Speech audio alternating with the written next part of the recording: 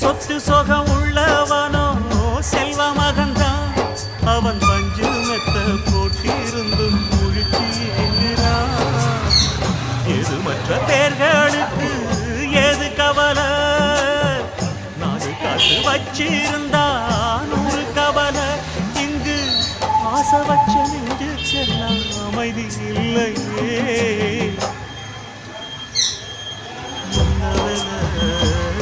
அது என்ன வேலை மனம் அறிவா, இங்கு என்ன வேலை எந்த கடை, அது எந்த கடை அதை விற்கிறது இங்கு எந்த கடை.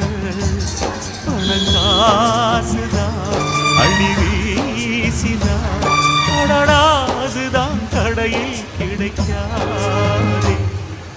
என்ன வேலை அது என்ன